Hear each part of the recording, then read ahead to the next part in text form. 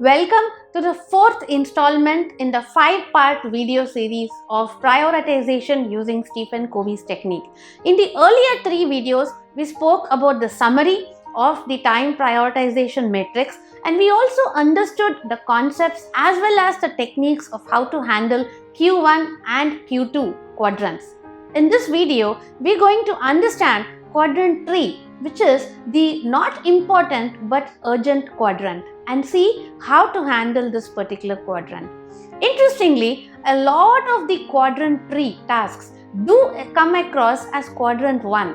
Many a times, if something is urgent, we think it has to be important automatically. But try this. Have you ever been enjoying a movie with your family or your loved one, and suddenly someone's phone rings in the theater very loudly? That could be a very critical call for that person. But at that point of time, when the individual is choosing to watch the film, that is not an important task, which is why we say you put your mobile phones on silent during a film, which is also what we do during important meetings, during important conversations, or when you're focusing on an activity that you really need to finish in a particular deadline. Quadrant 3, which is the urgent tasks but they are not important, are what we call interruptions. These come masked as a crisis quadrant, but in reality, you do need to pay attention to them immediately and switch off the phone, or move aside the email pop-up message, or say no and usher away the person that barged in asking you to come for a cup of coffee. You do need to pay attention immediately to them. They're urgent, but they are not important, and you should not dwindle more than a few seconds of time on that particular task. A lot of people, when they interrupt you while you're doing regular work, is coming under the Q3 quadrant, and we need to learn to say no assertively to them.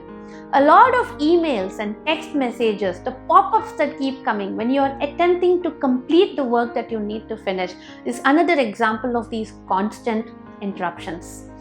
We need to make sure that we understand that the crisis quadrant is different from the interruptions quadrant, and the unexpected tasks that can land on our head may not always be crisis, and they might sometimes be something that we could say no to and tell the other person.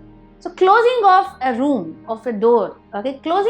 door of the room and saying that I will not be available for the next 1 hour and not opening that door is one way to avoid these interruptions. Putting your phone in silent, or putting a flight mode when you're really into something very important, taking off your mobile data or Wi-Fi once in a while, or deactivating the notifications on WhatsApp or certain Facebook groups. These are different ways by which we can reduce the interruptions that keep coming.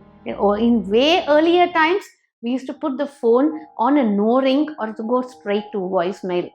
Today, a lot of people on WhatsApp have a status that says text messages only, which is a way for them to tell the others to not interrupt me. So, interruptions quadrant definitely is not avoidable in every possible way. Yes, interruptions occur, and yes, we need to pay attention to them instantly. But do we spend a lot of time on them, or can we choose to be assertive and stay focused and spend less time? By doing that, we will be able to utilize this third quadrant effectively. In fact, a lot of things that you can do as help and support to a lot of team members at work can come in quadrant 3. These are not really important, but maybe you need to pay a little attention, and you can schedule them based on the time that you have available at a later point of time.